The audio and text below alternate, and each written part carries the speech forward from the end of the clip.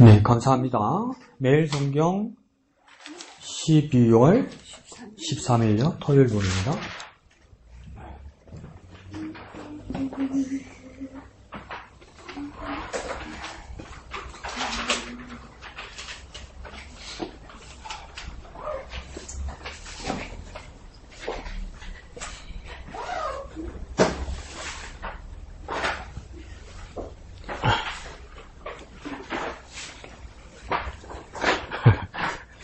물 마실라면 이런. 물 마시는데 말을 하세요. 자, 오늘은 142편 1절에서 7절까지네요. 천천히 한번 읽어볼까요? 1절부터 제가 그만할 때까지 한번 읽어봅시다. 1절부터 시작. 내가 소리내어 여호와께 부르짖으며 소리내어 여호와께 간구하는도다. 내가 내 원통함을 그의 앞에 토로하며 내 우환을 그의 앞에 진술하는도다. 자, 여기까지요. 근데 보면 위에 검은색 큰 가로로 그 제목이 붙어 있다, 그죠? 제목이 어떻게 됐습니까? 다윗이 굴에 있을 때에 지은 마스길, 곧 기도, 이렇게 됐죠, 그죠? 그래서 저자가 누구인지 여기는 명시되어 있습니다. 누구입니까? 다윗입니다. 근데 다윗은 우리가 위대한 왕으로 알고 있는데 지금 처해 있는 곳이 어디랍니까? 굴이라고 이야기하죠. 왜 굴에 있을까? 숨어 있는 것이겠죠, 그죠? 피해서 지금 도망자 신세가 된 겁니다. 그러면 누구로부터 도망하는 겁니까? 사울 왕으로부터 도망 다니고 있는 것이죠.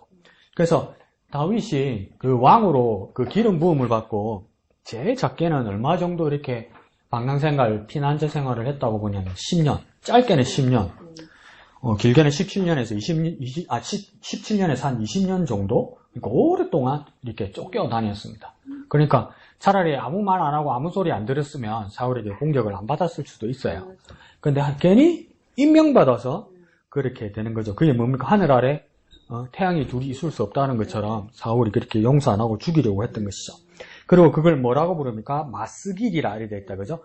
마스길이라는 뜻은 뭐냐면 그냥 사전적으로 1대1로 말하면 뭐냐면 교훈시 이렇게 되어 있습니다. 교훈시, 교훈시. 그러니까 우리가 더 가까이서 말하면 뭘까요? 깨달음. 깨달음을 가지고 기도한 것, 노래한 것, 시를 쓴 것 이렇게 보면 됩니다. 그래서 그건 뭐라고 이야기합니까? 기도다 이렇게 이야기하는 거죠. 그러면 다윗의 형편이 굴에서 쫓겨다니고 있을 때 가장 유일한 다윗의 대처법은 뭐였냐면 군사나 지혜나 모략이나 술책이 아니라 가장 최고의 대처법은 뭐라고 얘기하는 겁니까? 기도라고 이야기하는 겁니다. 그 기도라는 것을 마스기를 통해서 기도한다는 말은 뭡니까? 자신의 삶의 경험에 깨달으면서 하는 겁니다. 그러니까 기도했을 때 그 응답받고 변화된 그 열매를 뭡니까? 자신은 깨달아서 하는 겁니다. 그냥 이렇게 이론만 쭉 이렇게 이야기하는 게 아니고. 그래서 그게 뭐가 되는 겁니까? 마스길, 교훈시 이렇게 되는 겁니다. 자, 그래서 1절에서 2절까지 가면 제일 반복되는 말이 뭐 있는 것 같습니까? 소리 낸다가 두 번 나와 있다, 그죠? 그와 비슷한 말이 뭡니까? 첫 번째 줄 끝에 부르짖는 것이 있고, 세 번째 줄 시작할 때는 뭐가 있습니까? 강구하고, 세 번째 줄 맨 앞에는 또 뭐 있습니까? 토로한다, 이렇게 되죠. 그러니까 소리내다, 부르짖다, 토로하다, 강구하다, 이렇게 뭡니까? 계속 반복해서 했다는 것이겠죠. 확신을 얻기 위해서. 우리가 어떤 위기에 처하면 두려움 때문에 그 확신으로 기도한다는 건 알겠는데 딱 우리가 막상 상황에 처하게 되면 우리가 확신을 얻기가 쉽지가 않죠, 사실은. 남의 문제에 대해서는 다 내려놓으세요. 그냥 맡기시면 됩니다. 이렇게 쉽게 말할 수 있지만 막상 내가 당하면 이렇게 내려놓기도 어렵고 잊어버리기도 어렵고 확실히 믿기도 어렵죠. 그러니까 다윗도 지금 뭐 하고 있는 겁니까? 부르짖고 또 부르짖고 소리까지 내고 그 다음 그러니까 토로하고 간구하고 이러는 겁니다. 그러니까 계속 그 확신이 있을 때까지 반복하는 겁니다. 반복하지 않으면 뭡니까? 다른 의심과 다른 두려운 상황이 올 것 같은 거죠. 그래서 반복해서 이 이야기를 하는 겁니다. 그래서 굴에 있는데 소리 내면 어떡합니까? 위험하죠. 숨었잖아요. 사울을 피해 숨었는데 소리 내면 누구까지 듣겠습니까? 사울 왕까지 듣겠죠. 그래도 뭡니까? 소리 내어 기도합니다. 이 말은요, 동굴을 뚫고, 왜 동굴을 뚫고 소리를 내어야 되냐면 하나님께 들리게 하기 위해서. 하나님께. 하나님께. 그래서 뭡니까? 또 무엇입니까? 마스기란 기도문을 썼으니까 뭡니까? 바깥 세상 사람까지 다 깨달으라고. 이렇게 위험수를 두는 거죠. 근데 그게 왜 이렇게까지 위험수를 두냐 하면 2절에 보면 내가 내 무엇을요? 원통함을 이러죠. 내 원통함을 그의 앞에 토로한다 이러죠. 근데 이 원통하다는 뜻이 무엇입니까? 내 억울하다. 뭘까? 내 원한이 있다. 내 우환이 있다. 이렇게 말할 수 있잖아요. 그런데 히브리어에서 이 원통하다는 뜻이 한 가지가 더 있습니다. 한국에서는 쓰여져 있지 않은 이 원통함이 뭐냐? 묵상입니다. 묵상. 또 한 가지 뜻이 묵상입니다. 묵상. 그러니까 이 상황에 대해서 저같이 헐레벌떡하지 않는다는 거예요. 마음이 급해가지고 막 상황이 판단이 못 세우고 판단을 못하는 것이 아니라 뭡니까? 깊이 묵상한 거란 거예요. 묵상한 거. 그러니까 시편이 이해가 가죠. 어떨 때는 막 억울하고 울고 불고 그러기도 하고 원망하기도 하고 막 그러잖아요. 그게 원통함으로 볼 수도 있는데 다윗에게는 무엇입니까? 그 묵상이 있다는 거죠. 그러니까 우리 삶에서도 뭡니까? 그런 묵상함이 있어야 된다는 거죠. 그러면 이거 이론은 이해하겠는데 묵상. 내 발등에 부르뜨리는데 묵상. 그러면 가장 친한 사람들도 뭐라고 했습니까? 한심하다 진짜. 응? 지 앞가림도 못하고 지금 묵상한단다 이렇게 될 거 아니에요. 그런데 다윗은 뭡니까? 그 속에서 묵상한다. 왜 묵상할까요? 하나님을 만나는 방법이 그거밖에 없다는 거죠.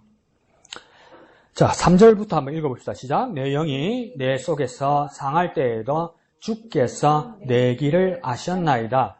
내가 가는 길에 그들이 나를 잡으려고 올무를 숨겼나이다. 오른쪽을 살펴보소서. 나를 아는 이도 없고 나의 피난처도 없고 내 영혼을 돌보는 이도 없나이다. 이렇게 되죠. 그러면 다윗이 왜 기도했는지가 3절부터 4절을 보면 알 수 있습니다. 먼저 뭐랍니까? 내 영이 내 속에서 상할 때에도 이러죠.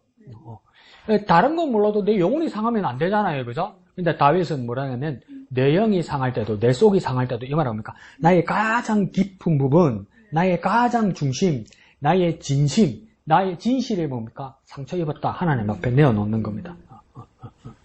그러면서 뭐라고 이야기합니까? 주께서 내 길을 아셨나이다. 그러잖아요. 그러니까 내 앞에 놓여진 길은 내 길이에요. 그런데 우리는 다 어떻게 생각합니까? 내 길은 내가 잘 안다고 생각하죠.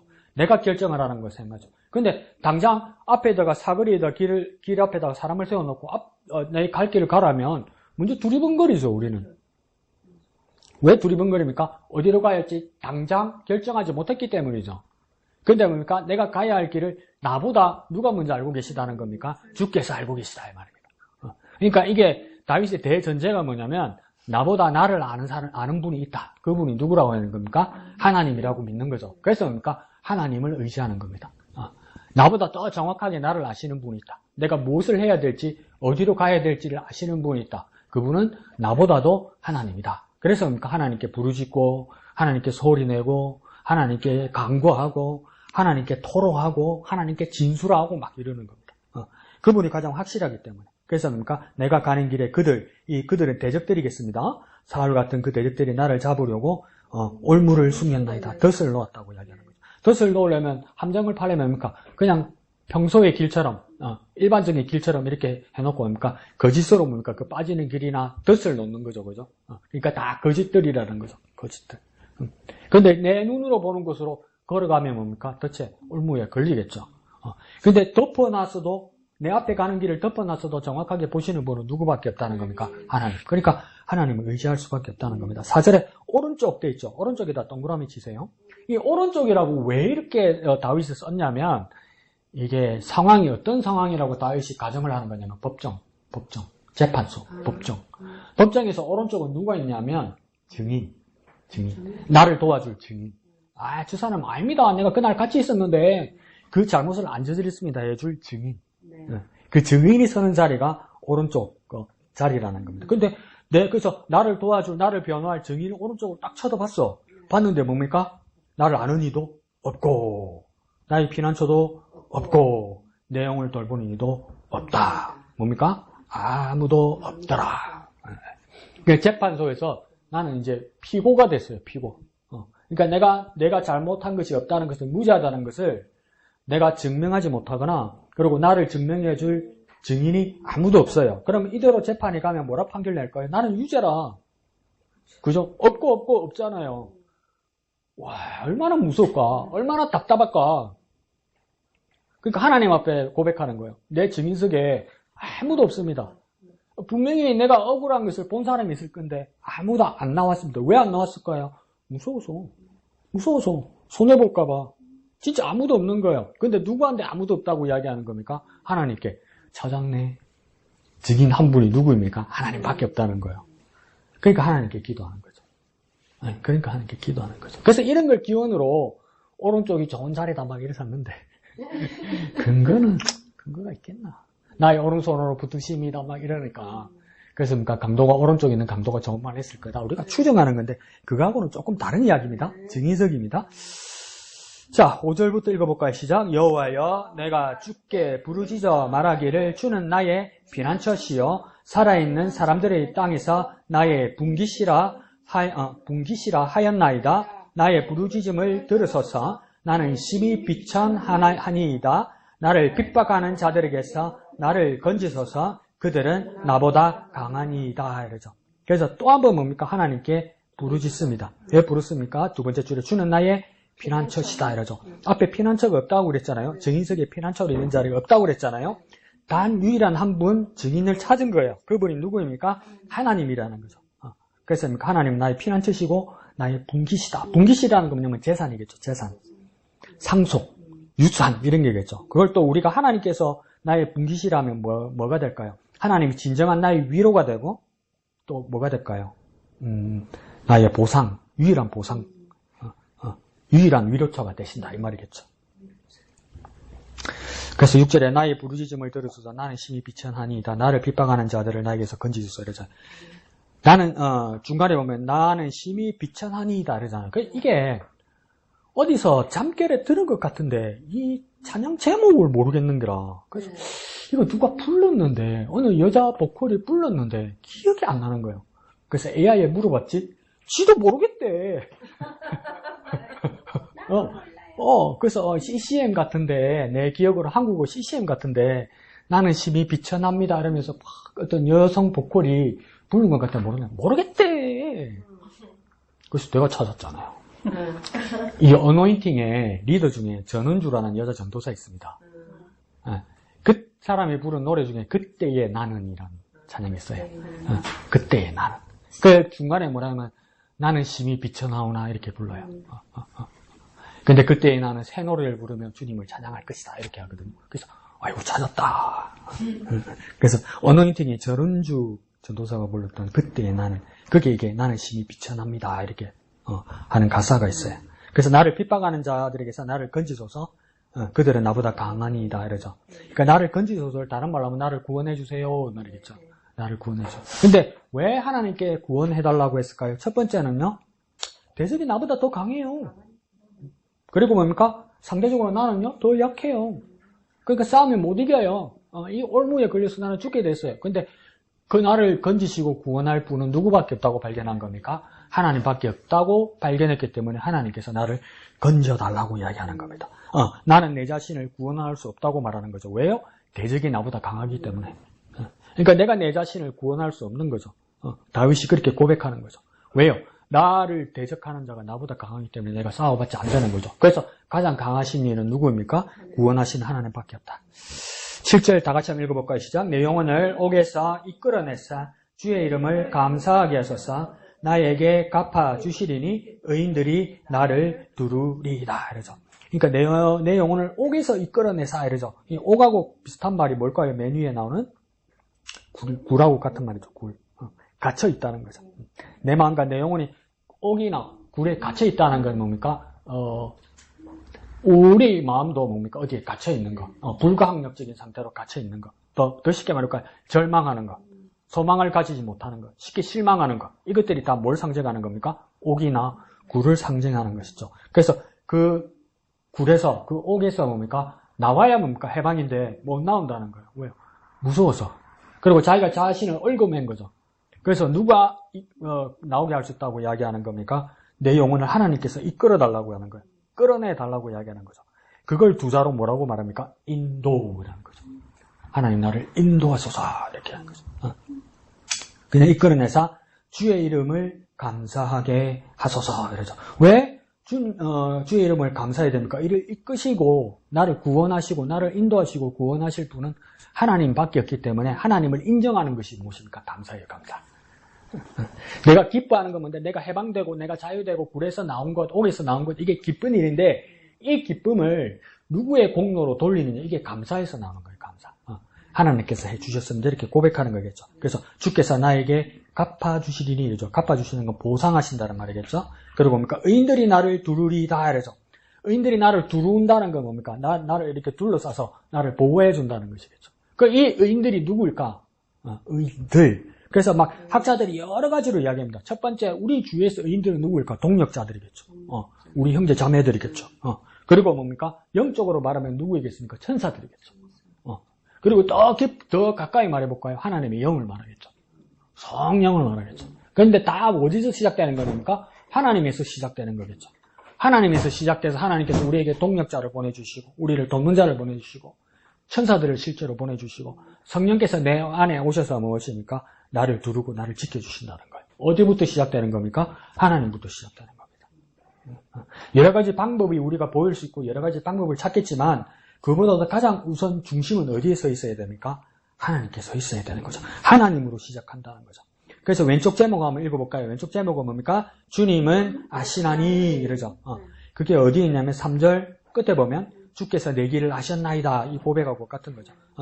주님을 그러면 뭘 안다는 겁니까? 나의 가는 길, 나를 아신다는 거예요. 그러니까 내가 기로에 서 있을 때 내가 방황할 때, 내가 어려울 때 누구를 의지할 수 있습니까? 주님을 의지해야 되는 거예요. 주님이 아신다는 그 대전제가 있어야 되는 것이겠죠. 그래서 밑에 초록색 두 줄 시인은 한번 읽어볼까요? 시작. 시인은 동굴에서 숨어 지내면서 하나님 앞에 자신의 상황을 토로합니다. 답답한 심정을 하나님께 숨김없이 쏟아내면서 피난처이신 하나님을 의지합니다. 이러죠. 동굴에 가 있는 이유는 숨기 위해서, 피하기 위해서겠죠.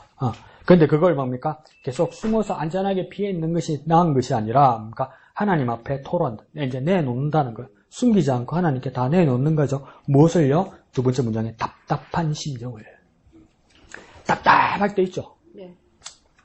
더 말해볼까요? 막막할 때 있죠. 어찌할 바를 모를 때 있죠. 그때 무엇입니까? 하나님께 다 쏟아내야 되는 거예요. 오늘도 목사님께서, 사무실께서도 막 저에게 힘을 내라고 목사님 주신 메시지, 찬양 이런 거 주셔서 감사한데. 아까 오전 10시? 10시쯤 어머니 병원에서 전화가 왔어요. 또 위도 가시대. 그래서 어떻게 해야 될지 지금 모르겠는데 지사님들에게 격려금만 해봤는데 주일날 걸어올 수도 있어. 그래서 내 마음은 지금은 이렇게 준비하고 있어요.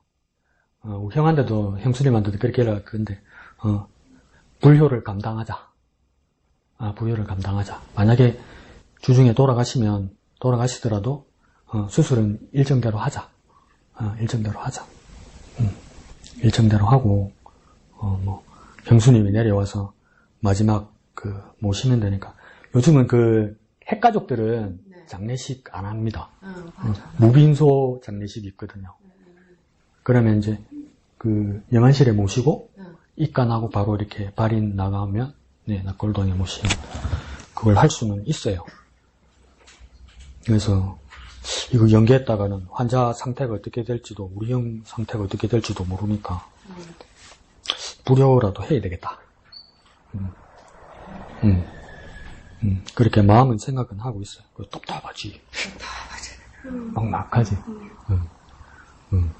그래서 일정이 어떻게 될지는 모르겠어요. 그래도 제 생각은 그렇습니다. 일정대로 수술은 감행해야 되겠다. 어떤 일이 생기더라도.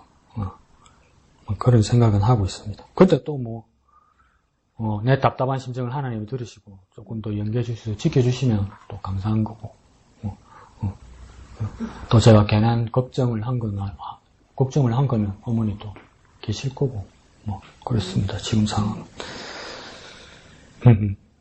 올게 오네 싶기도 하고. 그래, 항상 마음의 준비는 하고 있었습니다. 제가, 무슨 변수가 있을 거다. 순탄하게 되지는 않을 거다. 어떤 변수가 있을 거다. 그러니까, 다윗도 지금 그러니까 답답한 심정을 하나님께 숨김없이 다 쏟아낸다고 그러잖아요. 그러니까 내 마음도 지금 답답한 심정이죠. 근데 뭐라고 했습니까? 두려워하지 말고 하나님을 의지하고 또 하나님께 다 아뢰라고 했으니까 지금은 담대하게 하나님께 아뢰는 방법밖에는 없죠. 그래서 그렇게 되면 보호자가 없기 때문에 응급실도 못 가고 계실 것 같아요. 그래도 뭐 또 응급실에 지금 이렇게 모시면 몸이 부대껴서 견디지를 못할 때니까 몸을 건들다가 더 일찍 돌아가실 수도 있고 그래서 지금 상황은 그렇습니다. 어디 출혈이 있는 것 같은데 작년하고 똑같은 것 같아요. 작년에 그 혈변 나온 것처럼 그래서 만약에 혈액 검사를 해서 급격하게 이렇게 빈혈 수치로 이렇게 떨어지지만 않으면 괜찮은데 만약에 출혈이 많이 되면 빈혈 수치로 이렇게 쭉 떨어지면 요양병원에서 할 수 있는 건 이제 수혈밖에 없죠. 근데 수혈을 해도 이렇게 피가 나오면 수혈의 의미는 없죠. 그래도 할 수 있는 건 그거밖에 없으니까 작년에 그래가지고 나았으니까 이번에 또 그러니까 참 인생 다이나믹하네 진짜.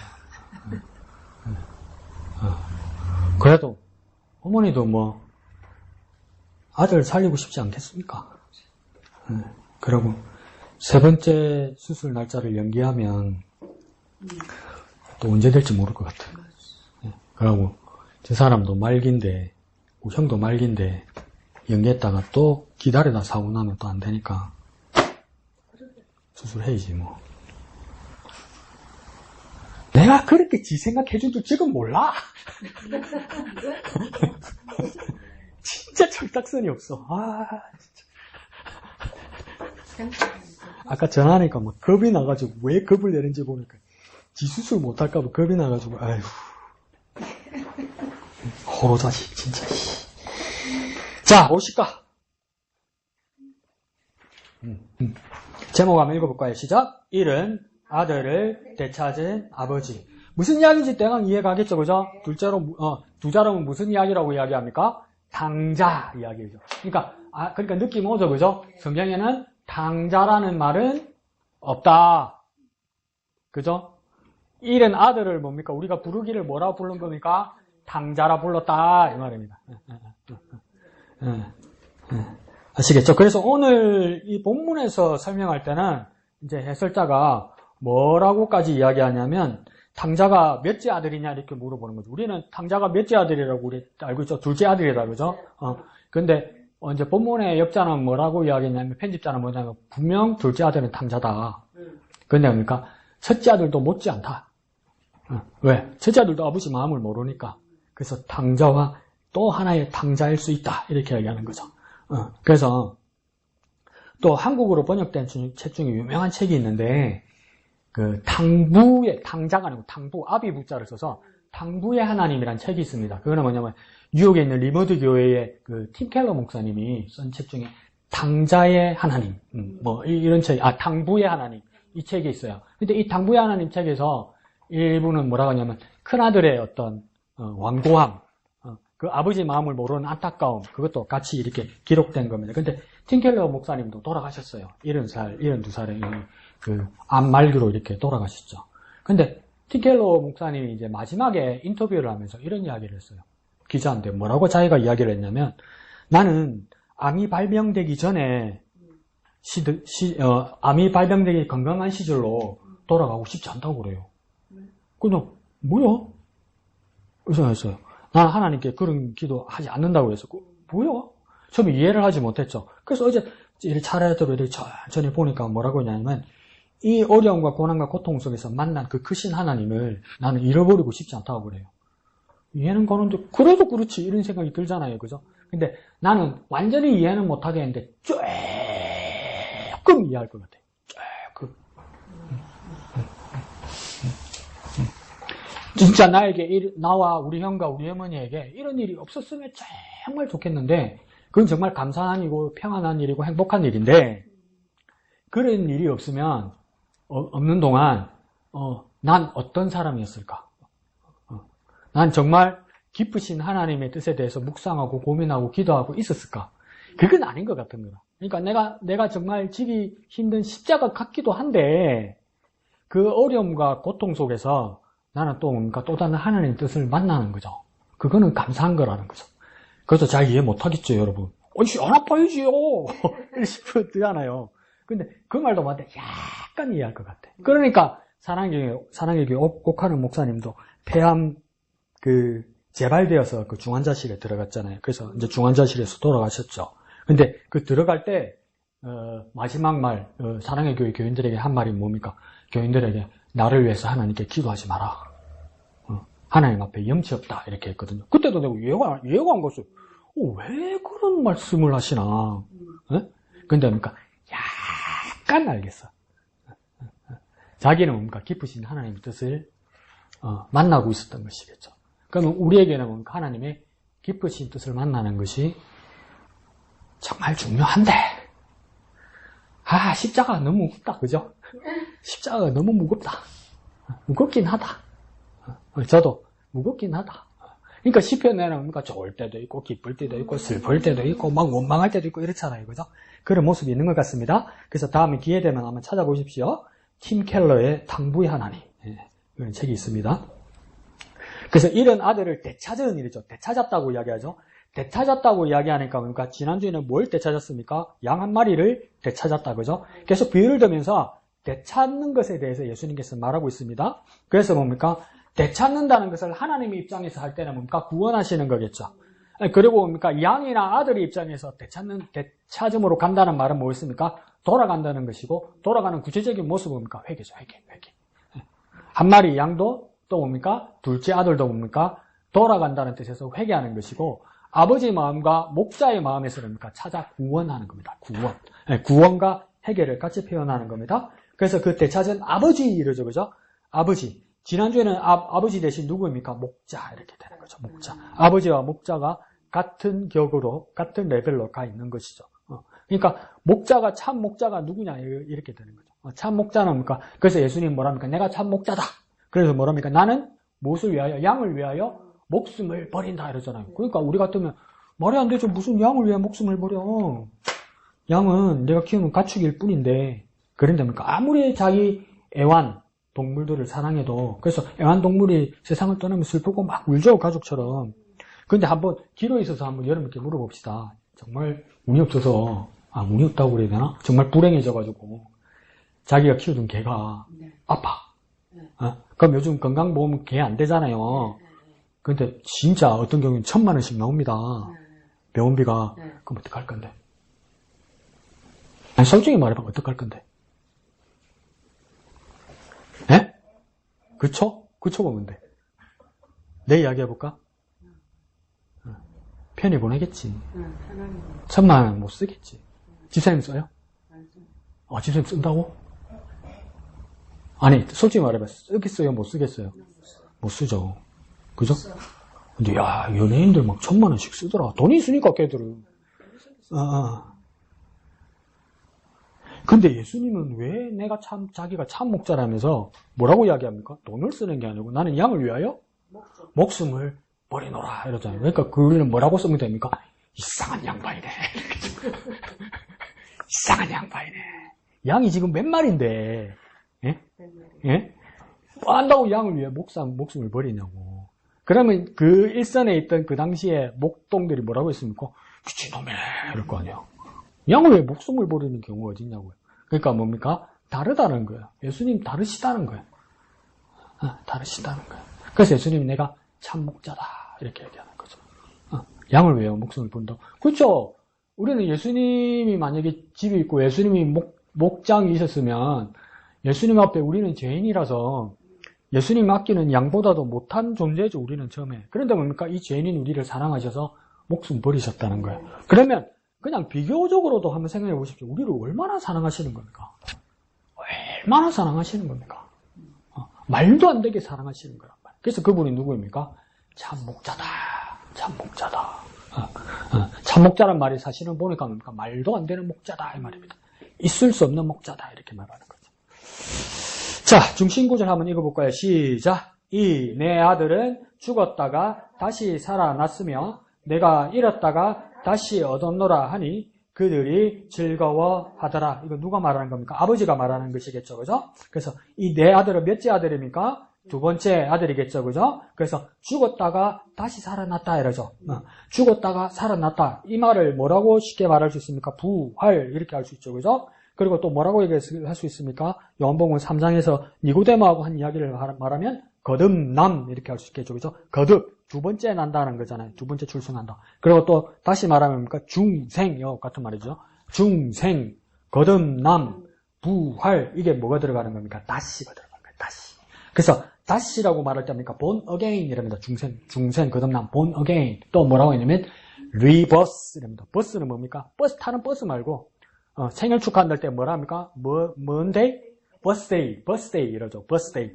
birth가 이거 뭡니까? 태어난다는 거잖아요. 근데 rebirth 이러잖아요. 다시 태어난다 이 말입니다. 다시. 그리고 부활이라고 말할 때는 뭡니까? resurrection 이랍니다. 이것도 re 들어가죠. 이게 다시입니다. 전부 다시라는 뜻입니다. 그러니까 진짜 죽었다는 겁니다. 죽을 뻔한 것이 아니라 진짜 죽었다는 겁니다. 그건 뭡니까? 다시 살았다는 거. 그리고 뒤에는 뭐라 합니까? 내가 잃었다가 다시 얻었다 이러죠. 여기도 뭡니까? 다시. 그러니까 뭡니까? 즐거워한다 이러죠. 즐거워한다. 어찌 기쁘지 않겠느냐 이 말이죠. 밑에 중심 주제예요. 시작. 이런 자녀를 향한 하나님 아버지의 마음을 깨달아야 합니다. 그러니까 여기는 뭘 치면 됩니까? 마음. 그러니까 우리가 계속 묵상하면서 이렇게 생각해 보면 되겠죠. 하나님 마음이 무엇일까? 하나님 마음이 무엇일까? 그냥 표면적으로 생각해 볼 거예요. 하나님 마음이 무엇일까? 자녀를 향한 마음이겠죠. 아버지 된 마음이니까 자녀를 향한 마음이겠죠. 만약에 하나님 마음이 목자이면 누구를 향한 마음입니까? 양을 향한 마음이겠죠.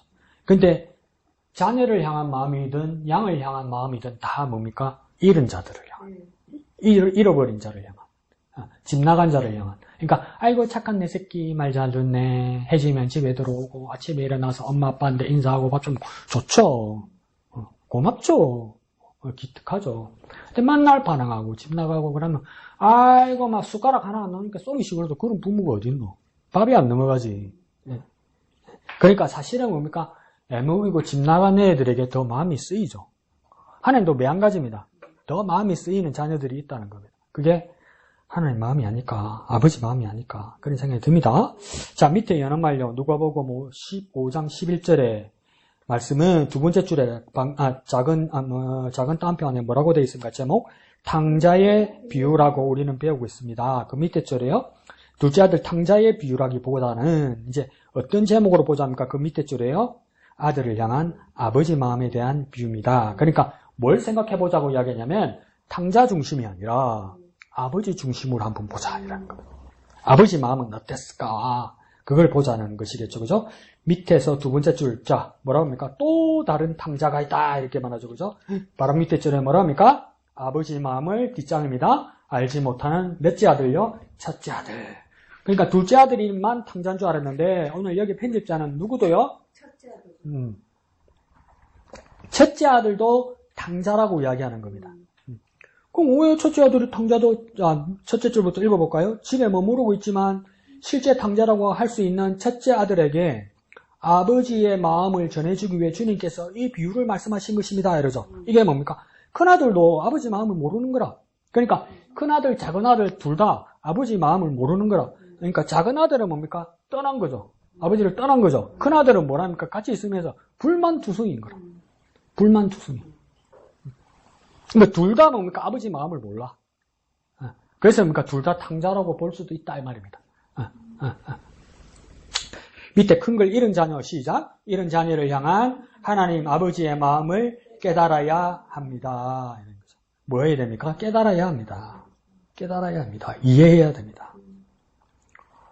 그런데 우리가 뭐 부모 마음을 잘 이해를 못하죠. 그죠? 근데 우리는 딱 뭐만 생각합니까? 이 새끼가 엄마 마음을 이해를 못해. 아빠 마음을 이해 못하죠. 이해 못하죠. 네. 그러니까 뭐 성령께서 깊으신 음성으로 말할 거예요. 니는 내 것만 내 것반데. 그러니까 이게 뭡니까? 깨달음이라는 건 만약에 깨달았다면 첫째 아들도 뭡니까? 불만이 없었겠죠. 첫째 아들도 만약에 깨달음이 있으면 불만 없었을 겁니다. 근데 깨달음이 없기 때문에 불만이 가득한 거죠. 그럼 왜 이 탕자의 비유와 또 앞에 있었던 이런 양의 비유를 예수님께서는 하셨을까? 이게 밑에 써 있습니다. 예수님께서 세리와 죄인들을 가까이 하시고 이러죠. 그러니까 세리와 죄인들은 누구와 같습니까? 양의 비유에서는 71마리 양과 같고 오늘 비유에서는 둘째 아들과 같은 것이겠죠. 그들을 가까이 하시고 그들과 먹는 것을 본 반대되는 사람들 누구입니까? 바리새인들과 서기관들이란 말이에요. 그래서 굳이 오늘 비유에 따지자면 바리새인과 서기관과 같은 사람들은 누구 있겠습니까? 첫째 아들이죠. 자기 의로 사는 거죠. 자기는 위법하지 않고 자기는 아버지 곁에 있었다고 생각하는 사람들이겠죠. 그런데 세 번째 줄에요. 하나님 아버지의 마음이 무엇인지 드러내기 위해서 세 가지 비유 말씀하셨다 그랬죠. 그죠? 첫 번째, 두 번째, 세 번째 나온다. 그죠? 첫 번째 비유는 뭡니까? 일은 양에 대한 비유. 그 밑에 줄에요. 두 번째 비유는요. 일은 드라크마 비유. 세 번째는요. 오늘 흔히 말하는 탕자의 비유. 이렇게 말하는 거죠. 그래서 우리 지난주에 이런 양의 비유는 했습니다. 근데 두 번째 비유, 드라크마 비유는 하지 않았다. 그죠? 여기서도 뭡니까? 누가 드라크마라는 돈을 잃어버렸는데 찾았단 말이에요. 너무나 기뻐서 동네 사람들과 같이 즐거움을 함께 하면서 잔치했단 말이에요. 그래서 뼈가 아프 죽겠는 거라 이 드라크마 비유를 하니까. 아이도 그 금 두 개를 못 찾아가지고 내가. 두 개나? 응, 요만한 거 두 개. 그러니까 이것들은 찾는데 나를 못 찾아가지고. 그래서 지금 내 쿠팡에다가 금속 탐지기를 하나 살까? 그 정도로 여기는 찾았습니다. 그래서 탕자의 비유라고 그럴 때도 우리는 둘째 아들이 기본이고 첫째 아들도 불만과 자만에 빠져있기 때문에 교만에 빠져있기 때문에 이 사람도 뭡니까? 탕자와 같다. 그래서 이 비유는 밑에 줄에요. 어떤 사람이 두 아들이 있는 게서 두 아들에 대해서 이야기합니다. 밑에 줄에요. 둘째 아들이 아버지에게 말하며 자신에게 돌아올 분깃을 달라고 아버지가 그것을 주었을 때 며칠 후 재물을 모두 가지고 아버지를 떠나버렸습니다. 아버지는 왜 아들에게 이 분깃을 달라 했을 때 주었을까? 여러분 상상 한번 해봅시다. 아빠 나중에 나 줄 거 아니야. 아빠 이제 죽으면 줄 거 아니야. 아빠 그러면 일단 나한테 줘. 이러면 왜 아빠는 둘째 아들한테 이걸 주었을까? 첫 번째는요. 안 나가길 바라는 마음이죠. 두 번째는요. 이거 주면 나하고 같이 있을 거라고 믿었던 거죠. 아빠는.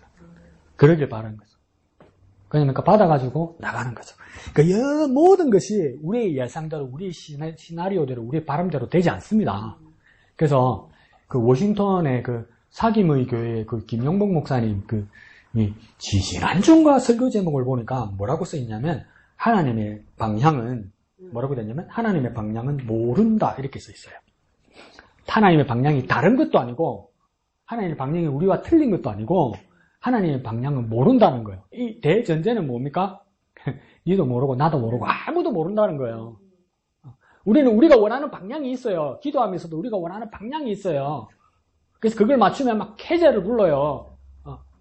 통쾌함을 느껴요. 근데 뭡니까? 대전제는 뭐냐면 하나님의 방향은 다른 것도 아니고 틀린 것도 아니고 뭡니까? 같을 이유는 없고 뭡니까? 모른다고. 아무도 모른다고. 그러니까 우리의 삶에서 변수들은 너무 많아요. 근데 우리는 마음에 그런 생각이 들거든요. 어려운 일이 생기면 하나님 어떻게 나한테 이렇게 하시나 이럴 수도 있지만 그건 우리가 모르는 하나님의 방향일 거라고 우리가 받아들여야 되는 거예요. 그게 성숙한 그리스도인이죠. 그러니까 가로에서 빨간 볼펜으로 써놔십시오. 그게 되나 사람이? 안 되죠. 근데 뭡니까? 지나와서 보면 뭡니까? 하나님의 방향은 우리가 모르는 방향이에요. 근데 우리 눈으로 볼 때 그건 뭐냐면 변수와 같아요. 변수. 우리가 계획한대로 쭉 이렇게 되는 경우는 거의 없어요. 꼭 변수가 하나씩 생겨요. 그 변수라는 허들을, 변수라는 장애물을 이렇게 넘어가야 돼요. 그 넘어갈 때 뭡니까? 내가 내 의지나 내 노력이나 내 분투로 내가 넘어간다고 할 수도 있지만 뭡니까? 하나님께서 그걸 넘어가게 해 주신다는 것이겠죠. 그때 뭡니까? 하나님의 놀라심을 발견하는 거예요. 그냥 순탄하게 가는 것보다는 뭡니까? 그렇게 넘어가게 한다는 거예요. 그때 뭡니까? 놀라우신 하나님을 발견하게 되는 거죠. 또 쓰십시오. 말은 잘한다. 근데 뭡니까? 그럴 때 하나님을 만나는 거예요. 그래서 그러니까 여기서도 12절, 13절 가로 옆에 유산은 보입니까? 유산은 부모가 죽은 후 상속을 받는 것인데 아버지가 살아있음에도 유산을 달라고 한 것은 둘째 아들에게 있어 아버지는 죽은 것과 같은 존재, 없는 존재, 무의미한 존재가 존재였다고 하겠습니다. 이러죠. 그러니까 작은 아들이 아버지를 어떻게 여기냐면 아버지는 죽은 사람이고 죽은 것과 같은 사람이고 없는 사람이고 아버지는 무의미하다. 이거 엄청난 상처죠.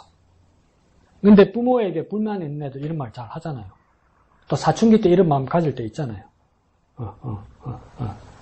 그러니까 유산을 달라고 하는 이유는 뭐냐면 아버지한테 그 화살을 2번 쏜 거예요. 아버지는 나한테 아버지 아니야. 아버지는 나한테 죽은 것과 똑같아. 아버지 숨 쉬고 있지만 난 아버지한테 불만 많아. 그러니까 유산 줘. 나 나갈 거야. 이렇게 한 거죠. 그래서 쌩 뒤도 안 돌아보고 쌩 하고 간 거예요. 왜요? 아버지는 나한테 뭡니까? 아버지는 나에게 아무런 사람이 아니라는 거죠. 아버지는 나한테 상처만 주는 분이라는 거죠. 그래서 내가 생각했어요. 다시 한번 생각을 했어요. 다른 사람들이 의사들도 물어보고 간호사도 물어보고 사회복지사도 물어보고 정신과 의사도 물어보고 주위의 사람들도 물어봐요. 그럼 우리 형이 수술을 하는데 직계 가족은 왜 그 애들은 왜 아빠한테 그렇게 하지 않을까? 하겠다고 말하지 않았을까? 근데 다 나한테 그래요. 다 직계 가족들이 합니다, 선생님. 선생님 같은 경우가 없어요. 이렇게 이야기를 해요. 왜 그런 일이 생겼을까? 우리 형이 병이 뭡니까? 강경화잖아요, 강경화. 강경화로 쓰니까 간호사가 나한테 뭐라 하면서 똑바로 쓰라고 그러더라고.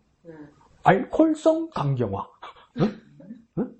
그러니까 이게 뭡니까? 술을 먹고 또 먹어서 뭡니까? 알코올 중독이 되어서 간이 완전 망가진 거 아닙니까? 그러면 술을 하루에 한 짝 먹는다고, 한 상자 먹는다고 강경화 걸립니까?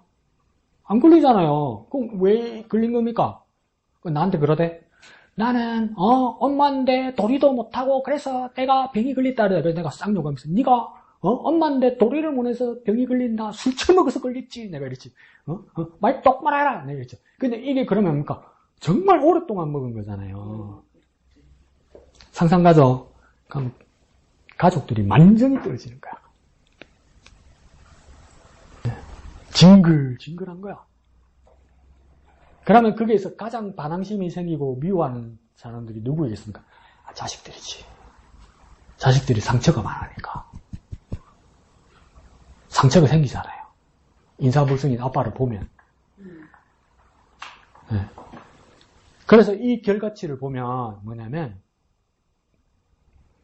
지금은 이제 어리고 철딱서닝이 없으니까 그렇게 생각하지. 나이 들면 철이 들 거라고 내가 믿고 지금은 어떤 상태냐면 이 둘째 아들하고 똑같은 생각이야. 아빠는 나에게 없는 사람이야. 아빠는 나에게 없는 사람이야. 그래서 아빠한테 내줄 수 없어. 그럼 누가 해도 돼? 나쁜 놈. 그러니까 이거 뭡니까? 그런데 한편으로 뭡니까? 불쌍하지. 불쌍하지. 불쌍하지. 만약에 그게 아무도 없으니까 얼마나 불쌍해.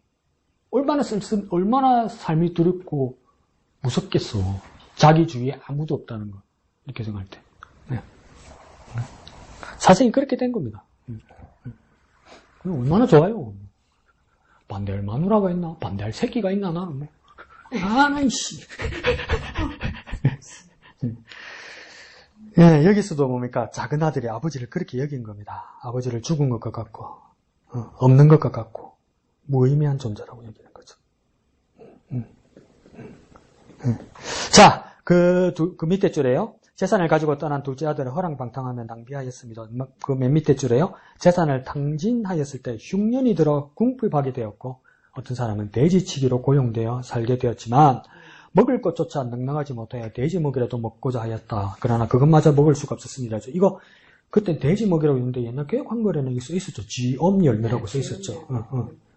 그래서 이것조차 없었다는 거죠. 그 오른쪽에요. 이렇게 궁핍한 삶과 인간답지 못한 삶을 살아가면서 비로소 아버지와 함께 있었던 때가 자신의 가장 행복한 시절이었음을 알게 됩니다. 나중에 깨달았죠, 그죠? 깨닫기를 바랍니다. 그래서. 깨닫기를 바랍니다.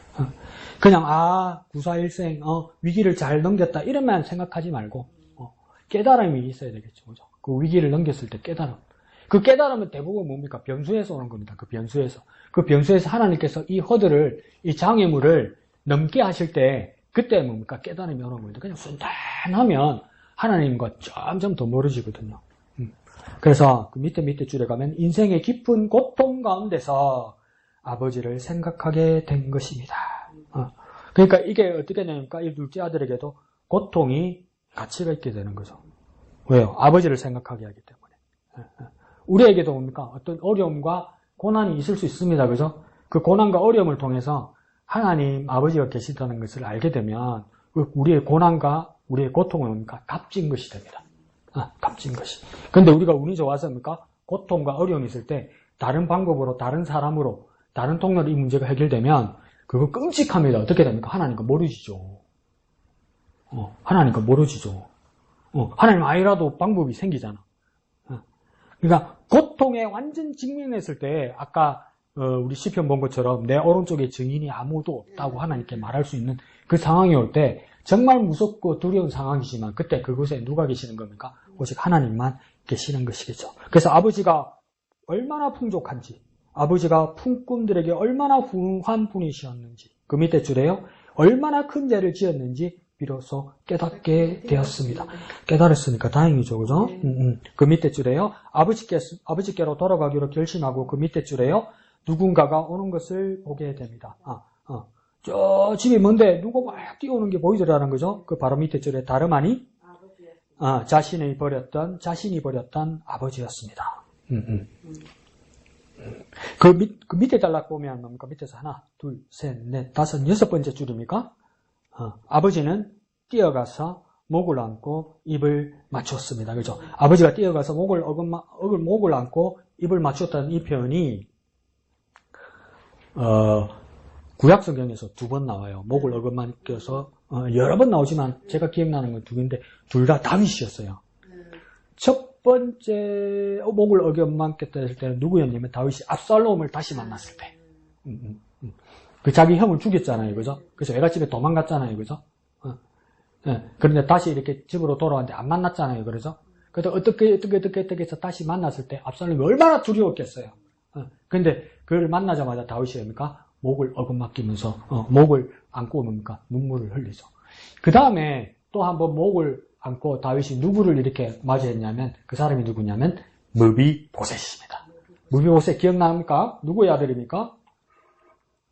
또 써나 싶죠. 내 아들은 아닌데 또 이러죠. 누구의 아들이냐면 요나단의 아들이죠. 요나단의 아들. 그러니까 사울의 손자죠. 그런데 이 뭡니까? 전쟁에서 지고 이 사울 왕조가 멸망하면서 사울 죽고 요나단 죽고 그 왕자들 싹 다 죽었단 말이에요. 그리고 뭡니까? 유모가 한 아들, 요나단의 유일한 한 아들 무비보셋을 숨겼단 말이에요. 꼭 사고가 있어. 얘를 애 안고 도망가다가 유모가 엎어져 버렸어. 그러니까 애 다리 둘이 뭡니까? 부러져 버렸어. 그러면 그 두 다리 다 뭡니까? 불구가 됐어. 근데 어떻게 하다가 뭡니까? 근데 다윗이 왕정 자리를 안정하고 나서 뭐라 하냐면 사울과 요나단의 자녀를 찾아봐라 이런 거예요. 그러면 사람들이 호의적으로 생각하는 게 아니라 이거 완전 진멸하려고 그러는구나. 그렇게 생각할 수도 있잖아요. 그걸 누가 그렇게 생각하냐면 무비보셋이 그렇게 생각하는 거예요. 나도 이제 죽겠구나. 그래서 가서 발발발 떨고 있는데 뭡니까? 왕자에서 다윗이 내려와서 뭡니까? 목을 어긋맞기죠. 그때 무비보셋이 뭐랍니까? 어찌하여 죽은 개 같은 나를 돌아보시나이까 이러잖아요. 그때 목을 어긋맞겠어. 그러니까 극도의 무장해제와 사랑을 표현하는 겁니다. 여기서도 뭡니까? 아버지가 뭡니까? 홍구멍 날 수도 있잖아요. 둘째 아들이. 그런데 뭡니까? 아버지가 완전 무장해제시키는 거죠. 혼 안 난다는 것을 표현하기 위해서 뭡니까? 목을 어긋맞히고 안고 입을 맞추는 거죠. 그래서 그 밑에 줄에 큰 따옴표 뭐라고 했습니까? 죄를 지었습니다. 저는 아들이 아닙니다. 이러죠. 근데 성경에는 어떻게 이렇게 문어처럼 이렇게 되어 있습니까? 하늘과 아버지 사이에, 하늘과 아버지께 죄를 지었사오니 이렇게 이야기하죠. 그죠? 근데 이걸 어떻게 했다고 얘기합니까? 아버지 만나기 전에 연습했어. 우리 그럴 때 있잖아요. 가서 뭐 말 못하면 어떡하지? 이래서, 막 말 연습하는 거예요. 연습. 그래서 뭡니까? 하늘과 아버지 사이에 죄를 지었사오니 뭡니까? 이제 뭡니까? 아들로 보지 마시고 품꾼의 하나로 써주소서. 그렇게까지 얘기했죠. 그죠? 종질이라도 하겠습니다. 살려주세요. 이렇게 얘기한 거예요. 그때 아버지 어떡합니까? 그 밑에 줄에요. 제일 좋은 옷을 입히게 하고 그 다음요. 손에 가락지를 끼우게 하고, 그 다음요, 발에 신을 신기게 하고, 그 다음요, 살찐 송아지를 잡아서 먹고 즐기자 하였습니다. 여기서 뭡니까? 제일 기분 나쁜 애가 누굽니까? 이렇게 하면. 그렇죠. 제일 불쌍한 살찐 송아지죠. 그죠? 난데없이 엄마 옆에 있다가 막 죽게 생겼네? 끌려가가지고, 그것도 어린 놈을 갖다가. 네. 그런데, 그래서 뭡니까? 우리가 식사 앞에서, 아니고 음식을 대하거나 식사 앞에서 기도할 때, 불교도들은 그 대전제가 뭐라고 이야기냐면, 이것은 생명이고, 희생이고, 또 헌신이다, 이렇게 해요. 그래서 우리도 기도할 때 뭐랍니까? 내가 맛있는 걸 먹는 그 대부분은 무엇입니까? 생명이 희생한 거예요. 나를 위해서. 생명이 죽은 거예요. 나를 위해서. 그리고 또 무엇입니까? 많은 사람들이 음식을 준비하면서 뭡니까? 헌신한 거예요. 그걸 기억하고 감사하면서 음식을 겸손과 감사함으로 대해야 되는 것이죠. 여기서도 뭡니까? 난데없이 송아지 한 마리 가는 겁니다. 골로 가는 겁니다. 그러니까 송아지 죽으면서 뭐라고 했습니까? 뭐라고 하겠습니까? 그래, 집 나가지 마라, 안 가더라, 이씨. 자, 그래서 밑에서 두 번째 줄이요. 둘째 아들은 죽었다가 다시 살아온 것과 같은 것이기 때문에 이렇게 했다. 그러죠. 뒷장 넘어갈게요. 두 번째 줄에 예수님의 이 비유의 초점은 둘째 아들의 죄의 방탕함에 대한 것이라기보다는 여기서 사전을 끄면 되겠죠. 그죠?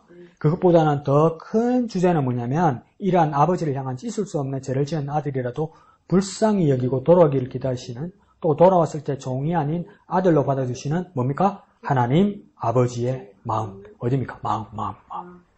둘째 아들에 대한 이야기보다는 하나님 아버지의 마음에 대한 이야기다. 이 이야기는 밑에 줄에요. 끝에요. 죄인을 향한 하나님 아버지의 여전한 사랑에 동그라미 치면 되겠죠. 그죠? 그런 아들을 기다리신 아버지의 마음을 전해주고 싶었습니다. 그러니까 뭡니까? 사랑과 마음이죠. 사랑과 마음. 이제 큰아들 이야기 나옵니다. 한편 이 모든 일에 대해 종을 통해 듣게 된 맏아들은 마음이 너무 불편했습니다. 이 마음이 왜 불편했다고 추정을 하냐면 이 재산을 가지고 둘째 아들은 나갔잖아요. 그럼 만약에 1대1이라고 해도 1대1도 아닐 거야. 옛날에는 원래는 큰아들에게 2배를 주거든요. 왜 요즘 같으면 큰아들에게 왜 2배 줍니까?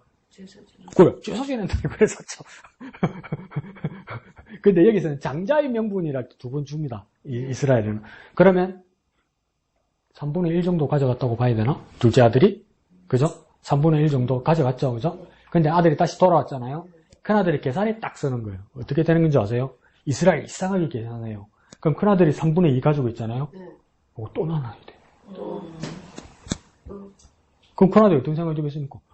나간 놈만 이기네 이렇게 되는 거 아니에요. 나는 그런데 아껴 쓰고 아버지한테서 염소 새끼 안 데려다 하나 안 잡아먹고 이렇게까지 했는데 어떻게 저기한테 저럴 수 있냐 이런 마음이 드는 거죠. 우리에게도 그런 마음이 들 수는 있죠. 그런데 뭐랍니까? 세 번째 줄에 너무나 화가 나서 집으로 들어가지 않을 정도입니다. 밑에 줄에요. 동생은 죽었다가 살아난 것과 같으니 기뻐하는 것은 너무나 당연하며 맏아들이 너도 아버지인 나와 함께 기뻐하는 것이 마땅함을 말해주었습니다. 아버지는 뭐랍니까? 당연하고 마땅한 걸 찾으라고 이야기하는 겁니다. 분깃이나 돈이나 재산보다 더 중요한 건 뭐냐면 당연하고 마땅한 것을. 그러니까 이건 뭡니까? 그 당시에 사회 간섭이고 이스라엘의 법이었단 말이에요. 부당하게 보일지는 몰라도 네 마음에 부당하게 보일지 몰라도 오래전부터 전통으로 내려온 분배의 방법이었단 말이에요. 다시 돌아오더라도 또 살게 하기 위해서 동생에게 분깃을 나눠주는 게 법이었단 말이에요. 근데 큰아들 입장에서는 뭡니까? 이건 말도 안 된다고 생각하는 거죠. 그럼에도 불구하고 아버지가 바라는 건 뭡니까? 당연하고 마땅한 것을 찾으라는 겁니다. 내 감정에 충실하지 말고 당연하고 마땅한 거. 우리 같으면 뭡니까? 내 마음과 내 생각이 있지만 그보다도 뭡니까? 하나님이 당연하게 여기시고 하나님이 마땅히 여기시는 하나님의 법을 따르라는 것이겠죠. 큰아들이 그걸 못했던 거죠. 그래서 뭡니까? 밑에 줄에 뭐라고 됐습니까? 또 다른 탕자가 있었음을 말해주는 것이다. 그 또 다른 탕자는 무엇입니까? 큰아들이죠. 왜요? 아버지 마음을 모르니까. 밑에 줄에요. 수군대는 사람들을 향한 말입니다. 이건 뭡니까? 예수님께서 왜 이 비유를 말씀하셨냐? 세리와 죄인들을 예수님께서 같이 식사하고 친하게 지내니까 못마땅한 사람들, 이 사람들이 누구였습니까? 대표적으로 바리새인들과 서기관들. 이 바리새인들과 서기관들은 하나님의 말씀에 더 능통하고 하나님의 말씀을 더 가까이 하는 자임에도 불구하고 뭡니까? 예수님께 불만이 있더라. 불만이 생기는 건, 하나님께 불만이 생기는 것은 뭡니까? 첫째 아들과 같은 탕자다 이 말입니다. 밑에서 세 번째 줄에요. 하나님을 향한 불편한 마음을 가지고 있었습니다. 바로 밑에 줄에요. 하나님의 마음을 이해하지 못하면 이렇게밖에 할 수 없습니다. 오른쪽 갈까요? 닿는 말. 질문이 한 3개 나옵니다. 첫 번째 질문은요. 잃어버린 영혼들을 향한 하나님의 마음을 아십니까? 이런 거죠. 하나님의 마음은 뭡니까? 잃어버린 영혼을 향하고 있다. 당연하게 그 권리를 가진 자보다도 하나님은 뭡니까? 어떻게 보면 불합리할 정도로 잃어버린 영혼을 향하고 있다. 하나님은 잃어버린 영혼을 향하고 있다. 그 다음 두 번째 질문이 밑에네요. 하나님 아버지의 잃어버린 영혼을 향한 마음을 모른 채 신앙생활을 하고 있지 않습니까? 라는 거죠. 우리는 왜 하나님 아버지의 잃어버린 영혼을 향한 마음을 우리가 왜 모르고 있을까요? 우리 양심적으로 밝혀보면 알 수 있습니다. 왜 그렇습니까? 나 자신밖에 모르기 때문이에요. 나 자신밖에 모르면 잃어버린 영혼을 향한 하나님 아버지의 마음을 모릅니다. 내가 이기적이 되면, 나만 생각하게 되면 나 외에 잃어버린 영혼에 대해서 생각할 여지가 생기지 않는 것이죠. 그러니까 나만 생각하면 안 되는 거예요. 남을 생각해야 되는 거죠. 그 다음 세 번째 질문. 맏아들 보입니까? 쉼표 다음에 맏아들과 같이 아버지의 마음을 모르는 또 다른 탕자의 모습이 나의 모습은 아니었습니까? 이렇게 말하는 거죠. 이거 나한테도 질문하는 거죠. 그때 내가 웃으면서 얘기했잖아요. 우리 친구 목사가 나보고 바리새인 같다고 그랬다잖아요. 쌍놈 새끼 진짜. 너무 원칙만 가지고 안 부러진다고 부러질지언정 휘어지지 않는 모습 같다고 그렇게 좋은 뜻으로 얘기했더니 좋은 뜻이면 다른 사람을 대야지. 근데 뭡니까? 우리에게 그런 모습이 있다는 거죠. 내가 하나님 뜻을 잘 지키고 하나님 뜻을 따라 살면 어떤 자부심이 생기냐면 다른 사람을 판단하는 마음이 생겨요. 다른 사람을 나보다 못한 사람이라 생각하고 그 사람을 판단하는 모습이 생겨요. 비판하는 모습이 생겨요. 그런 모습은 뭡니까? 하나님의 마음을 모르는 맏아들과 같은 것이죠. 정말 아버지 앞에 성실해서 아버지를 떠나지 않고 아버지 밑에서 열심히 일했잖아요, 맏아들이. 근데 불만이 막 생기잖아요. 왜요? 나는 할 만큼 했다고 생각하거든요. 그리고 동생보다 내가 낫잖아요. 그렇게 생각해버리거든요. 그러면 그러니까 하나님 아버지 마음을 모르는 거죠. 불만이 생기기 시작하고. 그래서 뭐라고 권고합니까? 바로 밑에 줄에 아버지의 마음을 기억하십시오.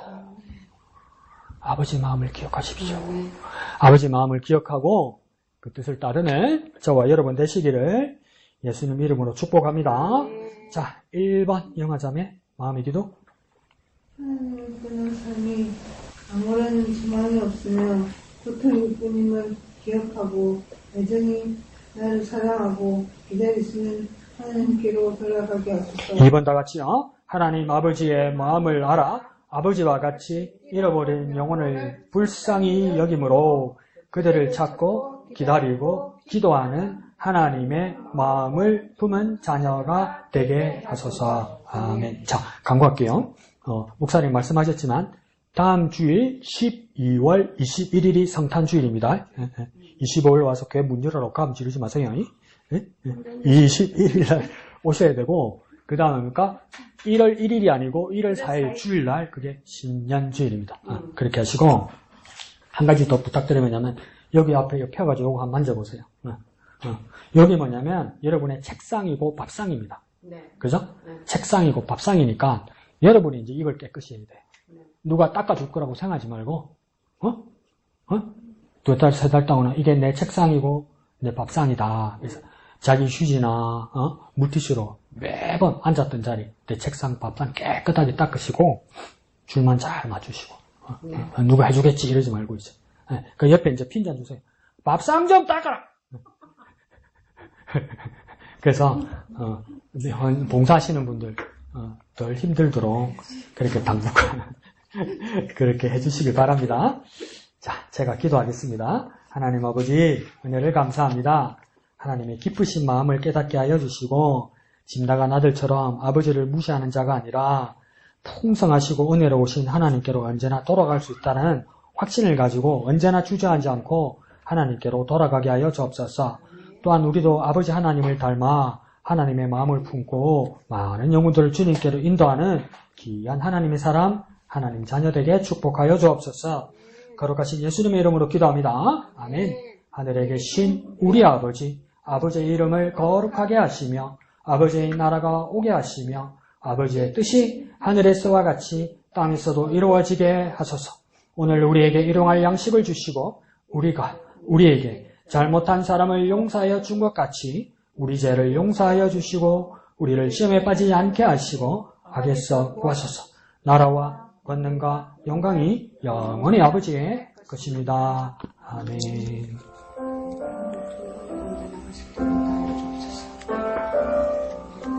예, 수요 예배는 있습니다. 수요일 날 예배 나오십시오. 수요 예배 있습니다.